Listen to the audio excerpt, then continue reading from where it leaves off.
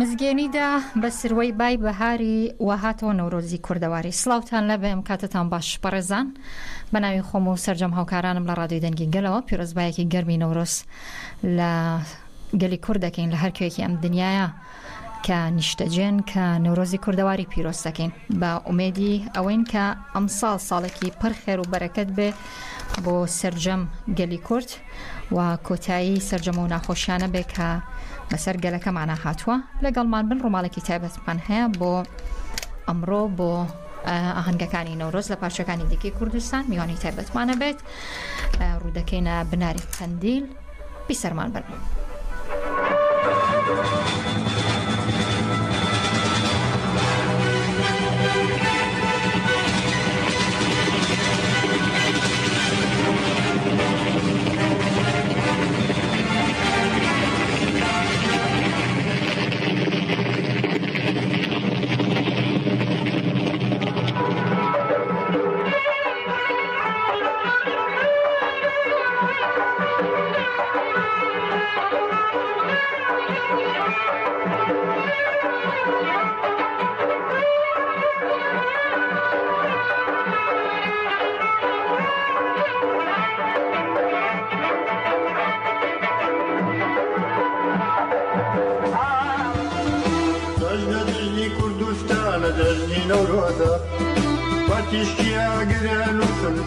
پیروزا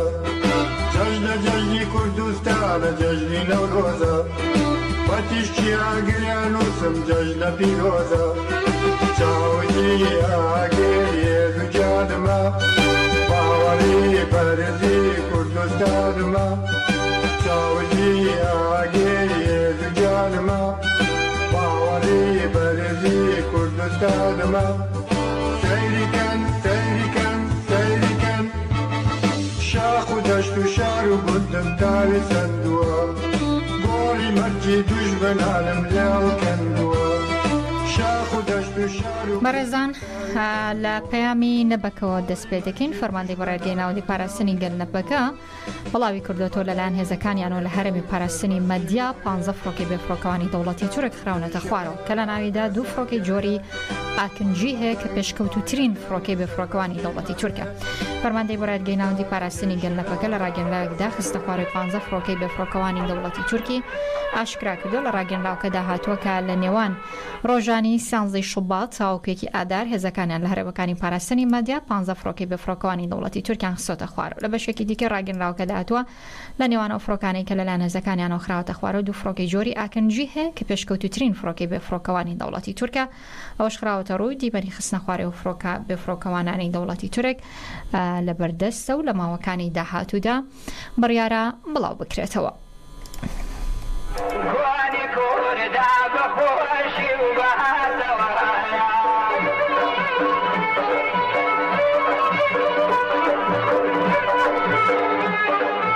بەڕێزان هاوسەرۆکی کۆنگرەی گەل ڕەمزی کارتاڵ سەربانی ئەمڕۆ لەگەڵ دەستپێکی نەورۆزە پامێکی تایبەتی لە ڕێگەی دەنگی گەلەوە بۆ گەلی کورد ناردووە. پیرۆزبای خۆی بۆ نەورۆزەکە بە پێکۆگەویستی بین.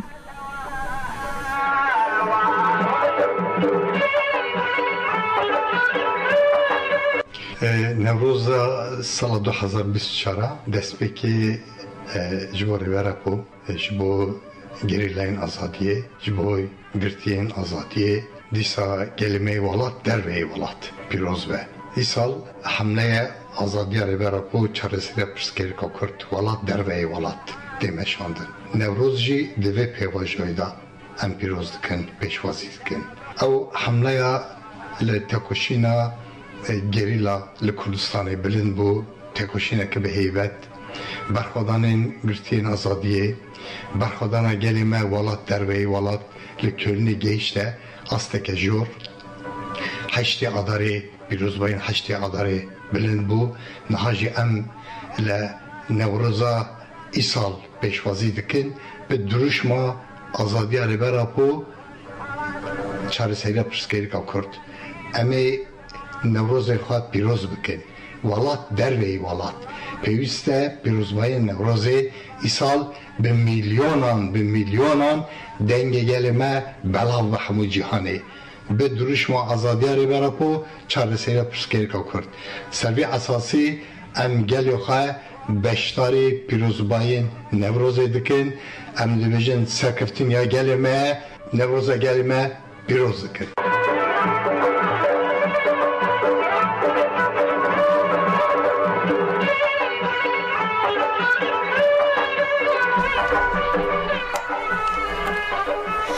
لەگەڵتان بەردەوام دەبین دەمێت سەرنجتان ڕاکێشم بۆ پەیامی کەنەکە هەر بە بۆنەی نەورۆزەوە کەنەکە بڵاوی کردێتەوە پلان و ئامانجی دەوڵەتی تورک لە ناوبردنی هەموو دەستکەوتەکانی کووردە و لە بەرامبەر هێرشەکانیان تەفگەری ئازادی خوازی لە سەرانسەری کوردستان بەرخۆدانێکی مەزنیان ئەنجام داوە و دەڵێن هیوادارین ئاگری نەورۆزی ئەمساڵ ببێتە هۆی تەبایی و یەکێتی نەتۆی کوردستان کۆنسەی بەڕێوەبەری کۆنگرەی نەتۆی کوردستان کەنەکە لەبارەی جەژنی نەورۆزی سەری ساڵی 2724 کوردیەوە لە ڕاگەیەنراوێکدا باسی لەوە کردووە کە لە مێژووی کورد و کوردستاندا هەمیشە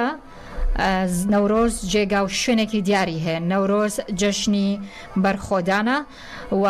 باسی لەوە کردووە کە لە شار و گوند و زیندان لە هەر جێگایەکی ژیان کوردان نەورۆزیان کردوێتەوە سەنگەری تێکۆشان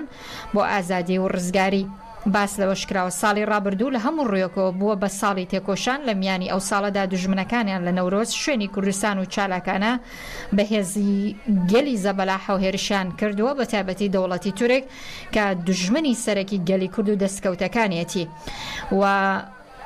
باسی لەوە کردووە هێرشەکانیان بۆ سەر ڕۆژئاوا و باشووری کوردستان زیادی کردووە ئەوەش خراوەتە ڕوو کە پلان و ئامانجی دەوڵەتی تورک لە ناوبردنی هەموو دەستکەوتەکانی گەلی کووردە لە بەرامبەرەو هێرشانشدا تەفگەری ئازادی خوازەوە لە سەرانسەری کوردستان بەرخۆدانێکی مەزنیان ئەنجامداوە بە تایبەتی ئۆپراسیۆنەکان هێزەکانی هەپەکە لە خواکوڕێک مەتینا زاب ئاڤاشین قارەمانانە لە دژی داگیرکەری بەرگریان لە خاکی کوردستان کردووە و ئاماژە بۆش کراوە سەران و دەوڵەتی تورک ماوەیەکە بە شێوەیەکی دەوری سەردانی عێراق و باشووری کوردستان دەکەن هەروەها ئەوان داوەتی ئەنقەرە دەکەن ئامانجی دەوڵەتی تورکیش لەو چاوپێکەوتنانە ئەوەیە کە حکوومەتی عێراق و دەسەڵاتداری هەرەمی کوردستان بگەنە شەڕێکی هێرشەکانی بۆ سەر تەفگەری یاخود بگەنە شەریکی هێرشەکان بۆ سەر تەفگەری ئازادی.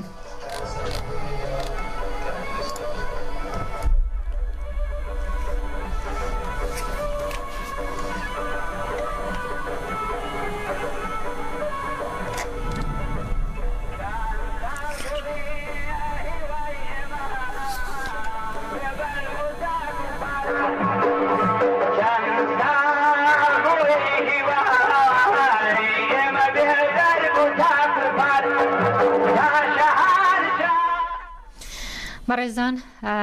دەچینەوە باشووری کوردستان لە سلێمانی هەواڵ حاجی و سەرۆکی ئەنجومەنی هەرێمی سلێمانی تەفگەری ئازادی کۆمەڵگەی کوردستان لەسەر هێڵی تەلەفۆن لەگەڵمانە کاک حاجی سڵاوت لە بێبانیت باش نەورۆزیش پێرۆز بێت. سڵاو لە ئێو لە جۆگرانی بەڕێز جەژنی نەورۆز لە گەلەکەمان و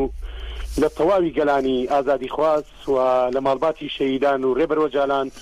و گەلیلاکانی سەری چیا پیرۆز بێت. نەورۆزی کاوەی سەردەم ئەم ساڵ بە دروشمی ئازادی بۆ ئۆجالان و چارەسەری بۆ پرسی کورد سەرکەوتن دەخوازین نەورۆزێکی پیرۆز و بە سەلامەتی بۆ گیانی هەموو لایەک و بۆ هەموو هاوڵاتیانی خۆشەویست. بە ئومێدی ئەوەین ئێمەش کاک هەواڵ دەمەوێت لێت بپرسم سەرەتا با لە نەورۆزی قەندیلەوە دەست پێ بکەین ماوەی بە نزیکەی هەفتەیەک دەبێت کە بانگەوازێکی زۆر دەکرێت بۆی کە بەرەو قەندیل بەڕێ بکەون و لەوێش نەورۆز پیرۆز بکرێ. بە پێو زانیاریانی دەست ئێمە کەوتووە لە بازگەی ئاسایشی پردەشاڵەوە هەندێک ئاستەنگی دروست کراوە لەبارەی چوونی میوانان بۆ پیرۆزکردنی ئاهەنگی نەورۆز. دەمەوێت لەسەرمە جارێکن دەزانیاریمان پێ بدەی تاچەند ئەمە ڕاستە و هۆکاری ئەم ئاستەنکردنە چییە؟ لە ڕاستیدا ئەوە ئاستەنگیەک هەیە، بەڵام ئاستەنگەکە ئێمە داواکارین لە لایەنی بەرپرس لە دەستگای ئاسایشی هەرێم کە بە زووترین کات چارەسەری ئەو پرسە بکەن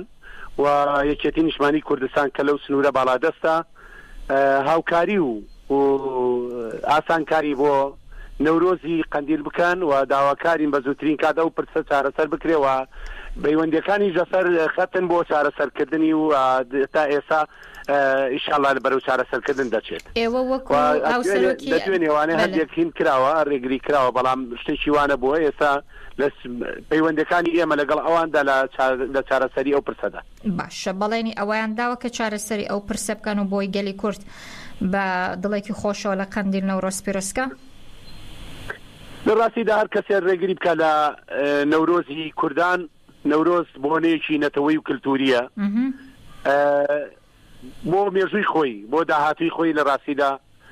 مێژوویەکی خراپ بۆ خۆی تۆمار دەکات و گەلەکەمان ئەوە لەبیر ناکە ئەو لە ناو مێژوودا دەمێنێتەوە. ئەوە ئێمە داواکارین بە زووترین کات چارەسەریەوە بکرێت. تا ئێستا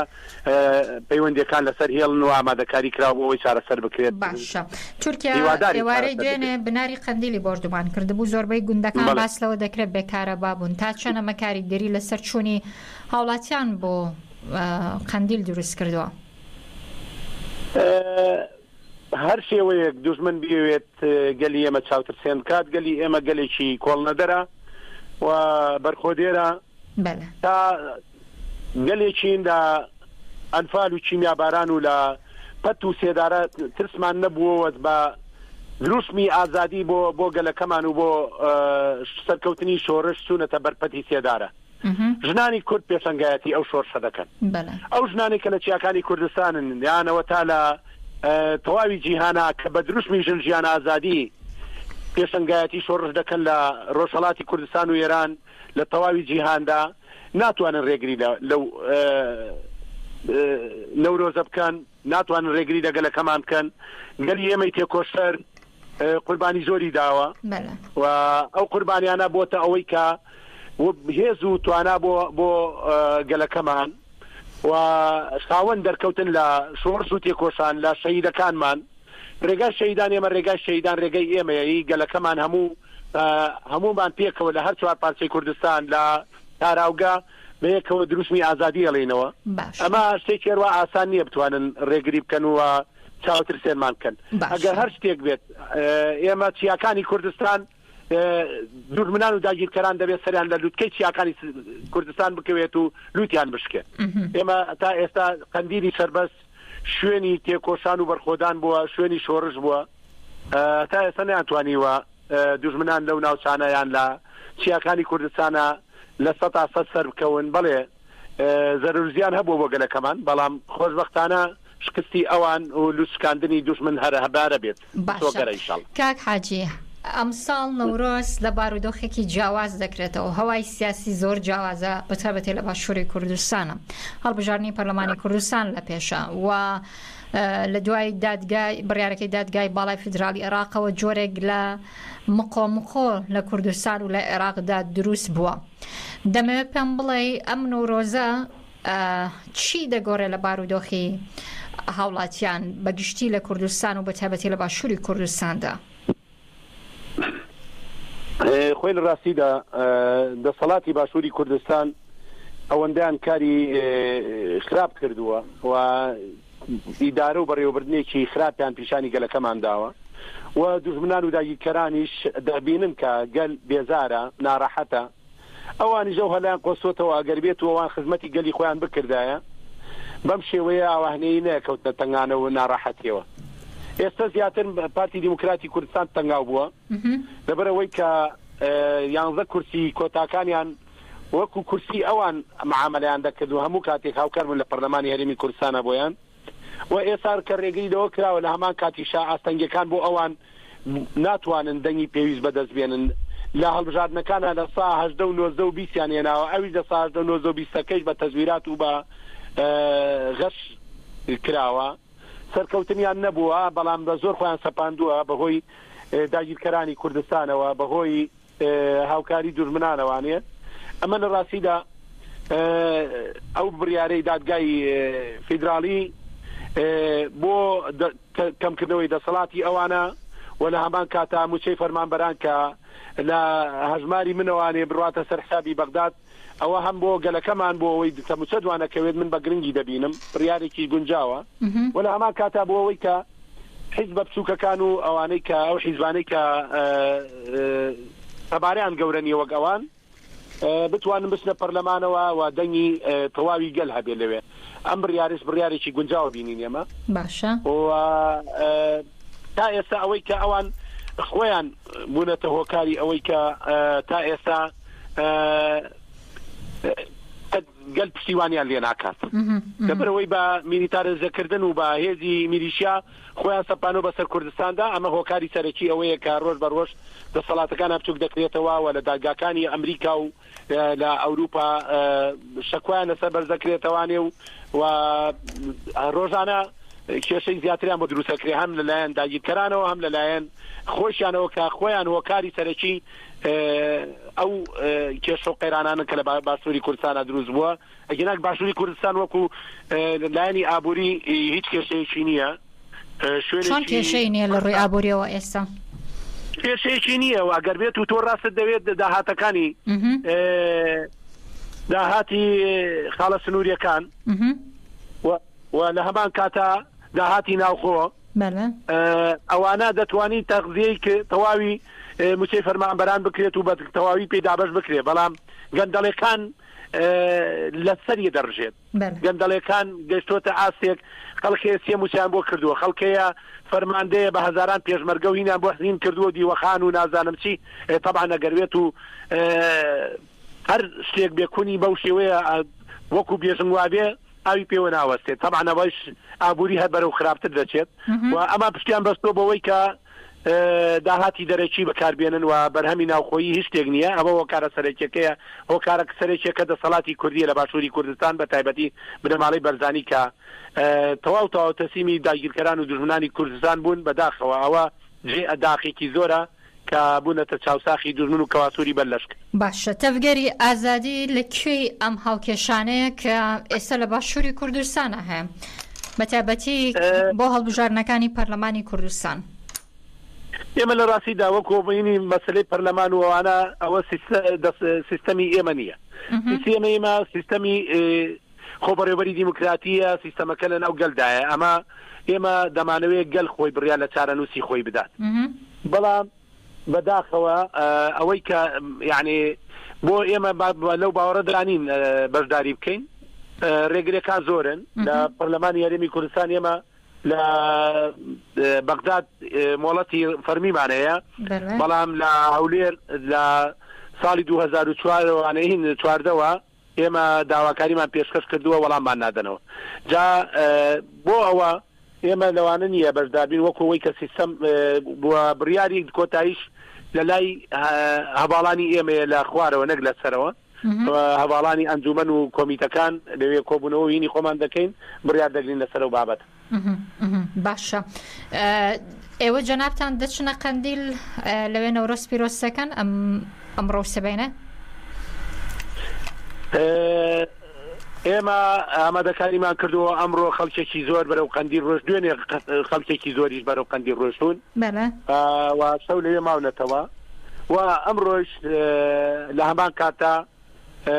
داواکاری زۆری لەسەرەوە خەڵکێکی زۆر بە پاس و بە ئۆتۆمبیلی خۆیان دەچن شەو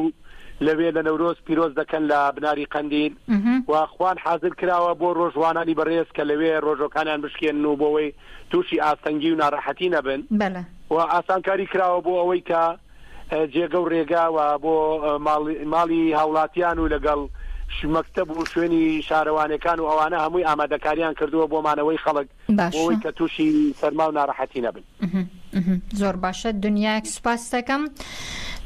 هەواڵ حاجا و سەرۆکی ئەنجومەنی هەرێمی سلێمانی تەبگەری ئازادی کۆمەڵگەی کوردستان لەگەڵمانە بووی. جارێکی دیکە نەورۆستان پیرۆز بێ و هەموو ڕۆژێکتان هەرجەشن و خۆشی بێت. پیرۆز بێت لە هەموو لایەک پیرۆز بێت جارێکی سەرکەوتن بۆ یەوخوازین دەستان خۆش ڕۆژێکی خۆش. خۆشیافی.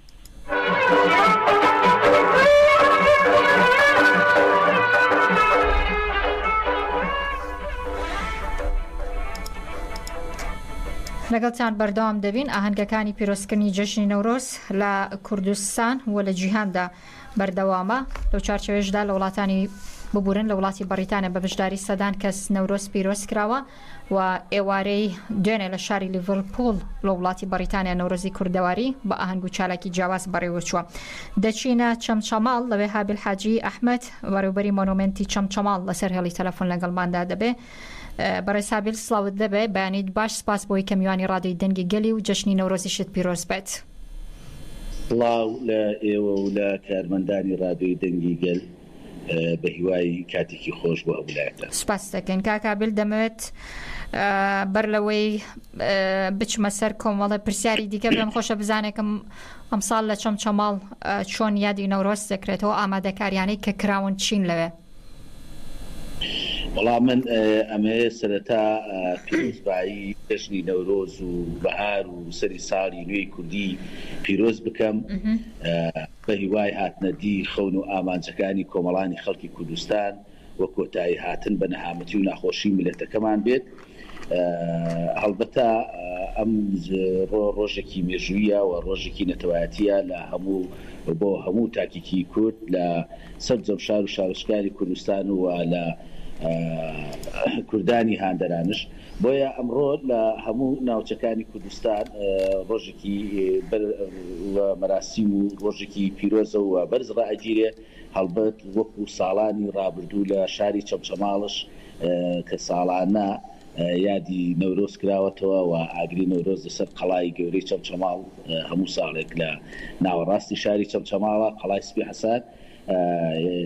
بە ئامادەبوونی خەڵکێکی زۆر ئاگری نەورۆز کراوەتەوە و ئەمساڵ هەرچەنە تۆزێک جیاوازترە و کەشوهەوای ئیستی کوردستان کەشوهەوایەکی باراناویە و قەیرانی دارایی و کشمی سیاسی لە کوردستان وانە. بەڵام دڵنیام ئەمانە هیچی ڕێگر نابن لەوەی کە ئاگری نەورۆز نەکرێتەوە.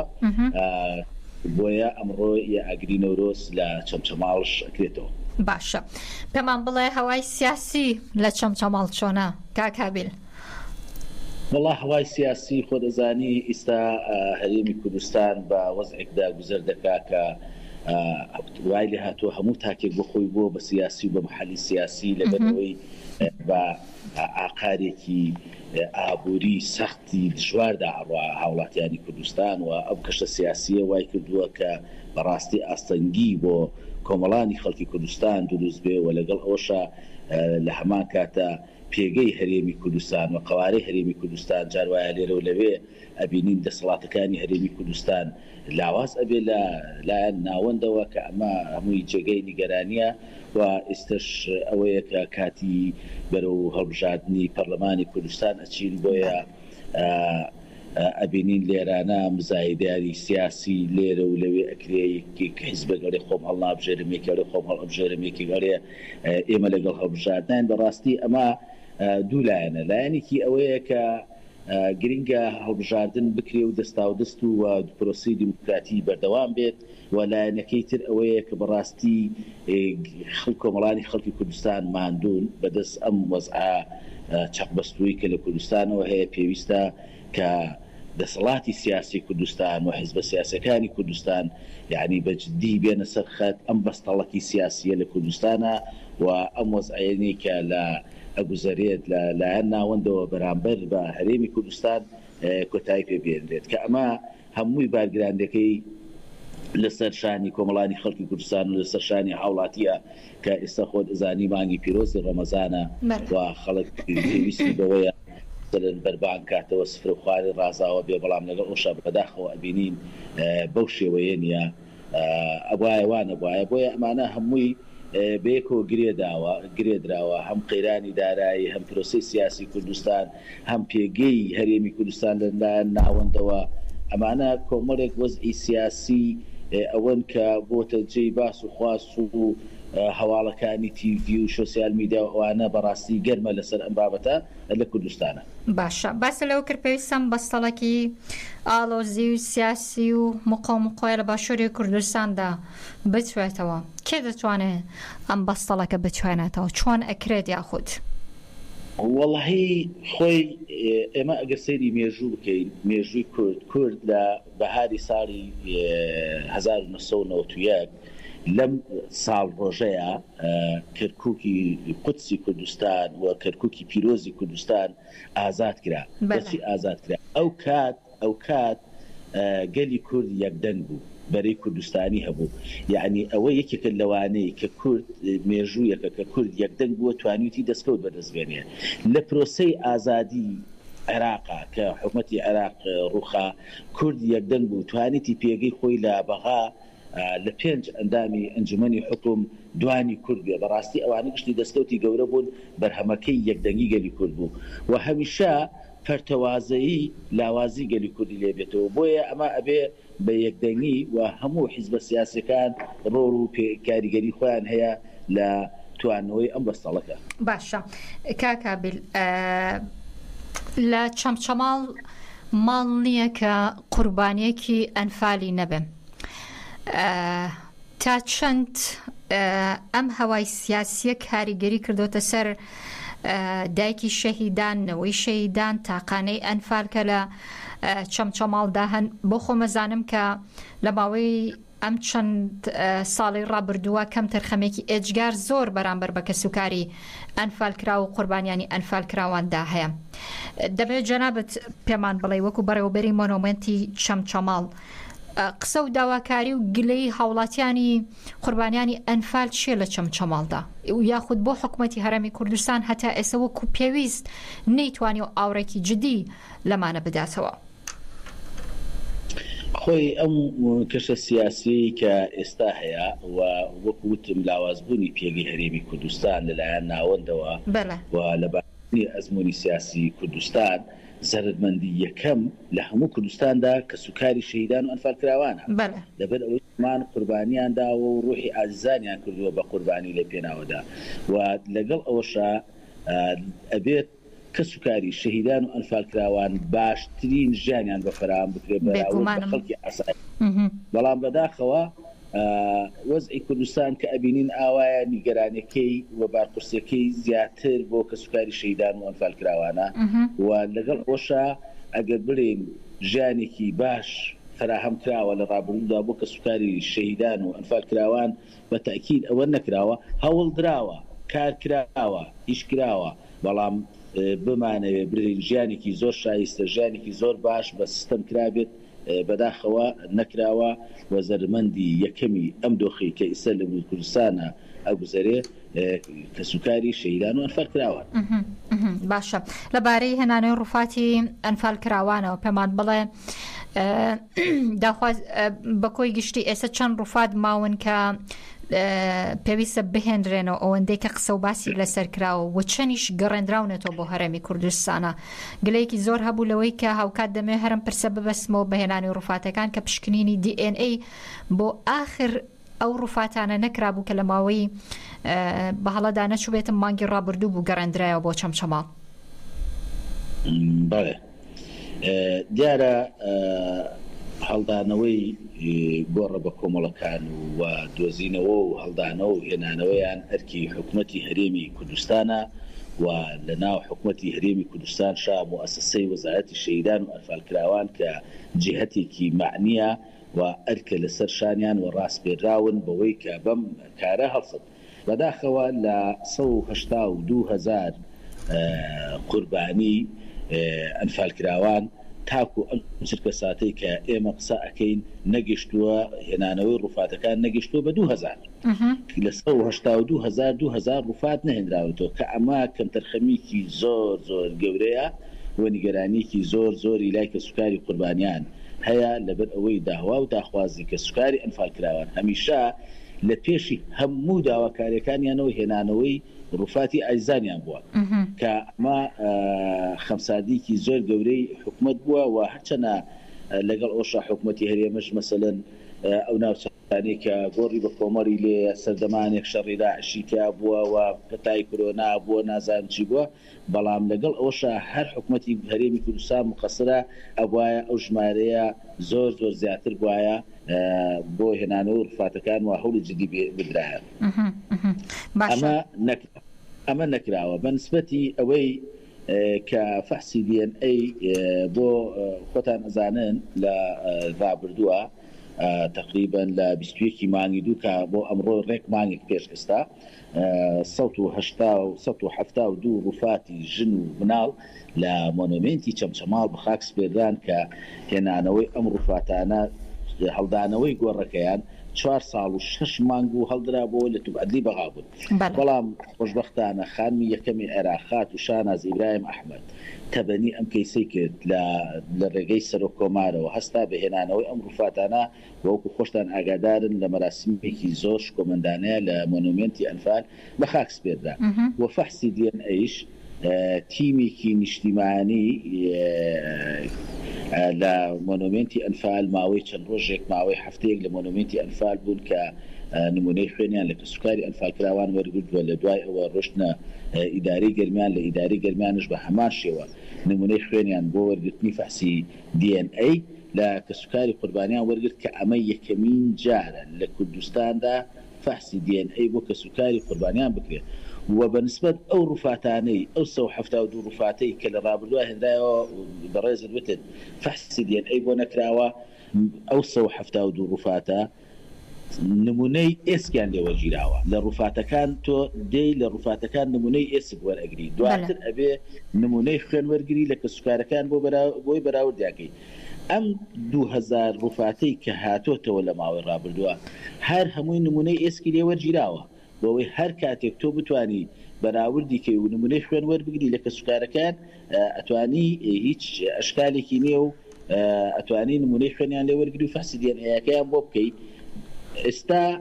ئەم تیمی نیشتیمانی کە ماوەی چەند ڕۆژێک لە چەمچەماڵ بوون و ماوەی چەند ڕۆژێک لە کلار بوون دوای ڕەمەزان دێنەوە دەست بە کارەکانیانەکەن بە پشتیوانی خانمی یەکەمی عێراق شانازی ئیبراهیم ئەحمەد بەردەوام ئەبن کە ئەمە بەڕاستی جوهدێکی زۆر گەورەیە و لێرەوە جێگەی دەستخۆشیە کە بەڕێزیان بەم ئەرکە پیرۆزە گەورە نیشتیمانیە هەڵساون تەمەنا ئەەکەین سەرکردەکانی تری کورد بێن لە ڕێگای ئەم کەیسانەوە خزمەت لەگەلی کورد بکەن لەبەر ئەوەی تاوانی ئەمان وە شەهیدبوونی ئەوان کە ئەم ژن و مناڵانە کە لە بیابانن تاوانەکانیان تەنها کوردبوون بوونە تەنها کوردبوون بۆیە هەر تاکێک کە لەسەر لە پێگەی کوردستان لەسەر خوێنی شەهیدان و بە ناوی کوردستانەوە لە هەر ئاسوودار شوێنێکە نوێنەراتی کورد ئەکات پێویستە ئەم کەیسە لە ئەستۆ بگرێت و کاری جدی تێدا بکە بەداخەوە کەم کەسیان کردویانە باشە کاکابیل پێمان بڵێ دوایین پرسمە بۆ جەنابەت ئازادی لەوەی کە جوابیشە دەیتەوە پرسیارە یاخودنا بەهۆی کۆی گشتێ و گلێ و گازندانەی کە هاوڵاتیانی چەمچەماڵ و دەوروبەری چەمچەماڵیش هەیەە لە پرۆسی سیاسی کە ئێستا لە باشووری کوردستانە بەڕێوە دەچێ وەدەی حوزەیرانیش دیاری کراوە بۆی کە هەڵبژاردننی پەرلەمانی کوردستان بەڕێوە بچێت هاوڵاتیان تا چەند ئامادەی ئەویان هەیە بچنە سەر سندۆقەکانی دەنگدان وەڵایی هاوڵاتیان نیگەرانن لە مۆزع چەق بەستووە بۆیە باشترین بژاردە بۆ ئەوەی کورد لە مۆزع چەق بەستیوە دەرباز بێ و پرۆسەی دیموکراتی بەرقەرار بێ و دەستا و دەستکردنی دەسەڵات بەردەوام بێ هەڵبژاردنە یعنی ئەمە هیچ گومانیتیانە هەڵبژاردنێکی عادلانە هەڵبژاردنێکی پاک و بێگەر ئێستا خەڵک لە چاوەڕوانی ئەوەیە کە بێت هەڵبژاردن بکرێت و بە دڵنیاییشەوە خەڵک وە بە تایبەتی خەڵکی سنووری چەمچەماڵ بەراورد بە هەموو هەڵبژاردنەکانی ڕابردوو باشترین تەواجودیان هەیە لە دەنگدانە یعنی بەراورد بە شارەکانی تری کوردستان هەمیشە خەڵکی چەمچەماڵ ئەمەش ئەگەڕێتەوە بۆ ئەوەی کە چەمچەماڵ نازناوی پایتەختی شەهیدان و ئەنفال کراوانە و زۆرترین ڕێژەی قوربانیانی شەهید و ئەنفال لەسەر ئاستی کوردستان لە ناوچەی چەمچەماڵە ئەگەڕێتەوە بۆ ئەوەی کە ئەم خەڵکە هەست بە گەورەی پرۆسەکە ئەکا و خوێنیان داوە قوربانیان داوە بۆ ئازادی ئەمڕۆ بۆ دیموکراسی ئەمڕۆ بۆیە زیاتر بەشداری لە پرۆسەی هەڵبژار ناکەن و خەڵک لە چاوەڕانی ئەوەیە کە دەی حوزەیران هەڵبژاردن بکرێت و بستنە سەر سندوقەکان و دەنگ بە نوێنەری دڵخوازی خۆیان بدەن. دنیاک سوپاس دەکەین کاک هەبیل حاجی ئەحمەد بەرپرسی مۆنۆمنتی چەمچەماڵ کە لە پایتەختی شەیدان و ئەنفال کراوان چەمچەماڵەوە لەگەڵمان بووی. ڕۆژێکی خۆشتان هەبێ و دنیاک سوپاس جارێکی دیکە نەورۆژتان پیرۆز بێت. زۆر سوپاس بۆیش.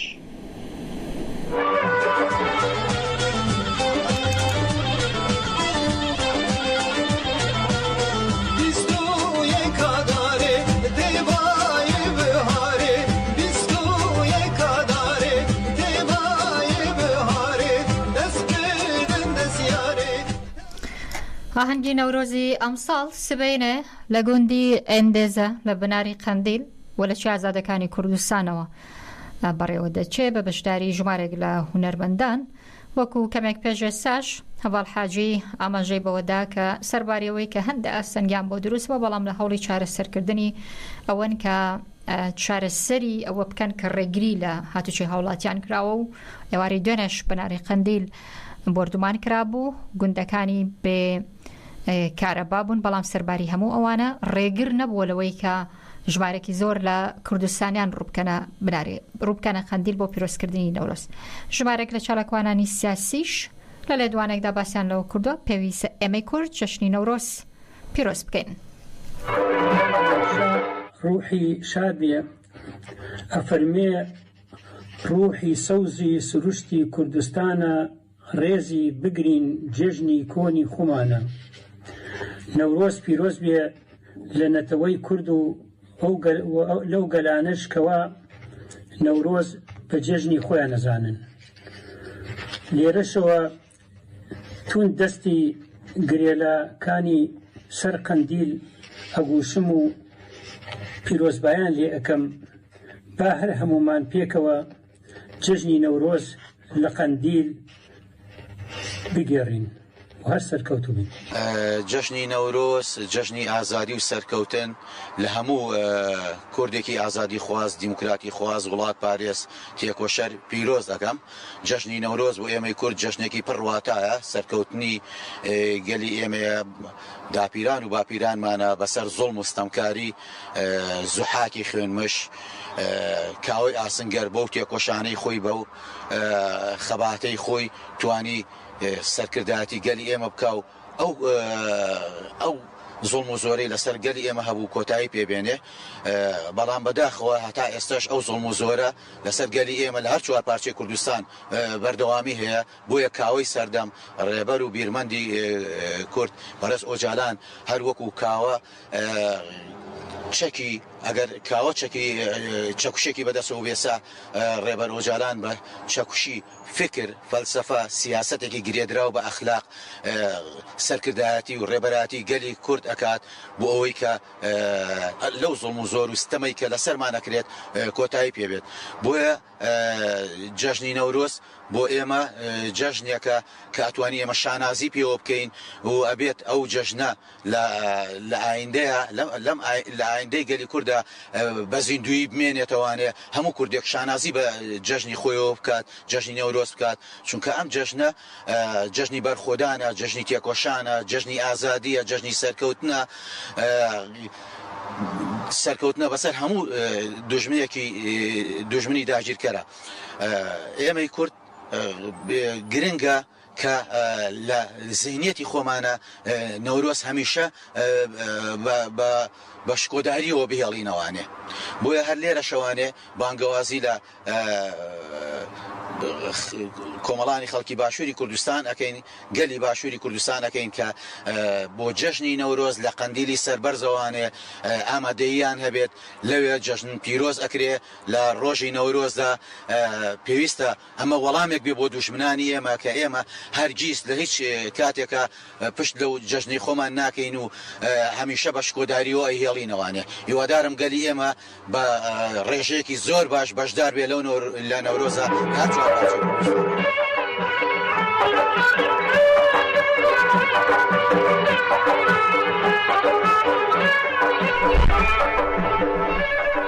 کات لەتی فاتح فەرەج نووسەر و ڕۆژنامەڤان و ئاسۆ محەممەد شوانی نووسەریش دەڵێ گرنگە و خەڵکی کوردستان بە تایبەتی کوڕکچان گەنجان نەورۆزی قەندیل پیرۆزکەن قەندیل خۆی وەکو سمبۆلی مانەوە و نەورۆزیش وەکو سمبۆلی بەردەوامی ژیانە. ڕووگەی بوون و مانەوەمان بۆی قەندیل بێتە جێگەیەک بۆی کە هەمیشە بانگی ئازادی تایە بەرز بێ بۆی قەندیل بکەینە شوێنێک کە تێیدا مانەوەی کورد لە هەر چوار پارتی کوردستان تێیدا کۆبێ و بەردەوامی بێ گرنگە هەمومان هەموو خەڵکی کوردستان بە تایبەتی کچان کوڕان گەنجان نەورۆزی قەندیل پیرۆز بکەن و بەشداری بکەن بۆ مانەوە بۆ بوون بۆ بەردەوامی من بڕام وایە قەندیل خۆی وەک سمبولی مانەوە و نەورۆزیش وەک سمبولی بەردەوامی ژیان زۆر گرنگە ئاوێزان کرێن زۆر گرنگە بەیەکەوە بن بۆیە من هیوادارم ئەو ڕۆژە ڕۆژی پێکەوە بوونی قەندیل و ئازادی و نەورۆز و کچی کوڕی کورد بەڕاستی من پێم وایە نەورۆز بۆنەیەکی نەتەوەی کووردە وە گرنگە بەڕاستی ئێمە وەکو کورد شانازی بۆنە نەتەوەیەوە بکەین چونکە زۆر میلەتان لە دنیای هەن شانازی بە بۆنەکانی خۆیانەوەکەن ئەگەر بۆنەی نەتەوەییان هەبێت حتا هەندێک وڵاتان ڕەنگە هەندێک میلەتەن بۆنەی نەتەوەییشان نەبێ بۆنێکی مزەوەریان بۆ خۆیان دروست کردوونە ناو بۆنەی نەتەوەیی بەڵام کە ناوی نۆرۆزە هێنین ئەبێ بڵین نێچێک لەو جەژنانی کە کورد شانازی پیوەکات و من پێشم خۆشەکە نەورۆز بۆشە هەرچەنە نەورۆز بۆدێکی درێژی هەیە و ڕەنگە نووسەران هەرێکۆ بە جۆرێ باسی لەو بۆنە گەورەی بکەنەوە من لێرەوە تاوان سوپاسی کاک محەممەدانەکەم کە ئەوان هەموو ساڵێک بە جودێکی زۆرەوە یادی نۆرۆزەکەنەوە و هەزار سڵاو بۆ گۆڕی پیرەمێردی نەمرو هەموو ئەوانەی کەوکو پیرەمێرد بیان کردوێتەوە من سوپاسی هەموو ئەوانە شەکەم کە لە ئیستەوە خوان ساز و ئامادەداوە لە قەندیل ئاگری نۆرۆزەکەن و جەژی نۆرۆز لەوێ ئەکەن ئەمە شانەزەشی گەورەیە بەڕاستی سوودی جەژی نۆرۆز خۆی لەخوا جگەرەوەی کە گۆڕوتی نەگەدا بە تێکۆشەرانی کورد بۆ خەڵکانی ترکە متەحەمز بوون لەسەر پاراستی نیشتیمانەکان و خۆشیان بێت ئەم ڕۆژی نەورۆزەیە ئەو ڕۆژی نەورۆزات چەندەها قوربانی بۆ درەوە گەرمێژوو لاپەڕەکانی هەڵبیتەوە بۆ دەرکەوێ کەشێ چێرۆ ئاسانی هەر چەندە جەژی نەورۆز بەڕاستی چەندین وڵاتی تریش هەیە کە ئەگەر بەی خۆیان نەزانن بەڕاستی بە مشارەکەیەک بەشێک تر ئەڵێ ئێمەش لەم جۆرەشتم لەمەمان هەیە جەژی نەورۆز خەڵکانێکی تریشمان هەن کە بەڕاستی مێژونووسن گەڕاون بە دوایە بادێکی دوور و درێژی ئەوە نۆرۆزان باس کردو و هەندێکی تریژێ پێچوانی ئەوان بە هەر حاڵ من حەز ئەەکەم نۆرۆز وەک نۆرۆز بمێنێتەوە نەورۆز وەکەوەی کە ڕۆژی مقاومەتە کە جەژنی کووردە کە بەڕاستی سەرکەوتنی بێدەسەڵاتەکانە بەسەر بەدەسەڵاتە کە باسیەکەین نەورۆز ئەو جەژەیە کە تۆ بەرخۆدان و تێکۆشان و خۆسازدان بۆ ئەوی بتوانانی پارێزگاری لە خاکی کوردستان بکەی لە خاکی نیشتیوان من هەمیشە نەورۆز شانازی پیوەکەم و هیوادارم ئەوانش کە بە جۆرێکی لەسەر نەورۆز قسەکەن باش لێم پێ بن کە من نەورۆز بەو شێوەیە سەیرەکەم کە ڕەمزێکی مقاومەت بێ زیاتر ئەگەرچی تەقەلوبات و کۆمەڵەشتی سروشتی ژێ باسی لیاکەن ئەوەش لەبەرچاو دیارە بەڵام من لەسەر و سروشتیشەوە ئەم ڕۆژە نەک جارێک دەیان جار پیرۆزیەکەم پیرۆزایی یەکەم و نەورۆز هەبێ وەک نەورۆز بێنێتەوە و وەک ئەوە بێنێتەوە کە جەژنێکی پیرۆزی نەتەوەیە چکە مرۆڤ ئەگەر ئەمەی بە جۆری کە قسەی لەسەر کرد بە ئەگاداری لە هەڵدانەوەی لا پەڕەی ئەو مێژۆ پشکدار و قوربانیەکانی نەورۆز بێت بەڕاستی قوربانی و نەورۆز پاراستنی خاک دیفاعکردن ئەوانە هەمووی بەیەکەوە ئاوێتەن نۆرۆزی پیرۆزیش هەموو جارەڵم ئەوەی کە کوردی پارچەکانی تری یەخستۆتەوە گەنبێنجی پێدێ نەورۆزە تۆ تەماشاکە جار بووە سەرەکەیت کەسانی نزیکیەوە لە ڕۆژهەڵات لە باکوور قەدەغە کراوەیان لای خۆمان ئەو ئازادی و قوربانی زۆرە بووە ئێستا ئابە و شێوازە بیرم نەچێت لە تورکیا ئەوانەش تەنانەت ئەتوانم بڵێم تورکەکانیش کەوتنەوەتە ژێر ئەمری واقعیان توانیوە و لە کورد بکەن کە لەوێ نەورۆز نەکرێ کە ئەوان بە تایبەت لە باکوور ناڵم بە زمانەکەی خۆیان بەڵام زمانێکی جوانە ئەو نەورۆزە من قەنەعەتم بەوە هەیە کۆکرا ئەو زمانی کە ئەوان نێنە شەخسی پێکەن نەورۆز ئەو زمانی هاوڵاتیانی ناوچە جیاوازەکانی کوردستانی شەڕببوونی هاتنی جشنی نەتۆی نۆرۆزەوە پامی پرۆزبای خوان دەنێرن داوا دەکەن هەموو تاکێکی کورد بە جلوبەرگی کوردیەوە بەشداری لەو جشنە بکات بۆ ئەوەی کەلتور و نەتەوە و جلوبەرگی خوان بە دنیای دەرەوە بناسێنن لە نەک تەنیا چوار پارچە لە هەمووی دنیا دیارە کورد زۆرن ئەم جەژنەتەوەیە بەڕێک و پێکی بەجلی کوردیەوە بەجلە ڕەسەنەکانەوە بەڕێوە ببن چونکو نەورۆز ژیانەوەیە نەکتەنیا بۆ مرۆڤەکان بۆ تەواوی گیان لەبەرەکان بۆ تەواوی سروشت بۆ تەواوی دار و درەختان هیوادارم ئێمە بتوانین لەم نەورۆزانە پەیامی خۆمان وەکو گەلی کورد بگەینە تەواوی وڵاتانی تر و دنیا هەشداریەکەن لە نەورۆزان ئێمە کۆڕمان هەیە کۆڕ و کۆبوونەوەی ئەدەبیمان هەیە بە شێعر و بە پەخشان و بە چیرۆک و بەم شتانە بەشداریەکەن لە کۆڕەکانمانە بنکەی ئەدەبیمان هەیە لە کرماشان هەروەها لە پاوە پێمان خۆشە خەڵک باشتر بەشداری بکات هەر تاکێکی کورد وەکو ئەرکە لە سەرشانی ئەوێ بەشداری بکات تا ئێمەش وەکو گەلان بتوانین قسەی خۆمان ڕای خۆمان وڵاتی خۆمان نەتەوەی خۆمان جلی خۆمان سیپاڵی خۆمان بناسێنین بە تەواوی دنیا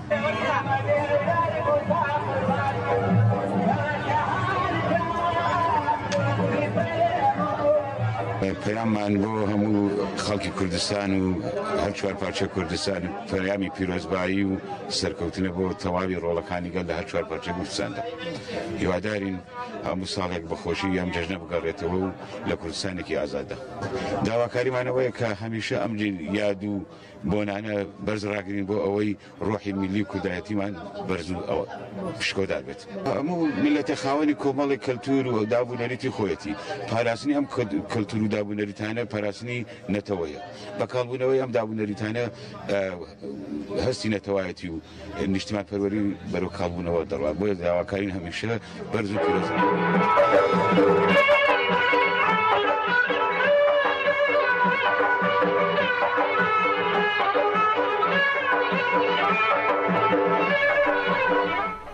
ڕووماڵی ئاهەنگەکانی نەورۆز لە دوای خۆم هاوکارانم بەشدار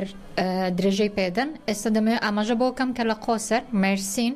جززیریش ڕاستەوخۆ ئاهەنگەکانی نەورۆز بەڕێوە دەچن هەموو ڕۆژێکتان هەر نەورۆز و خۆشی بێت.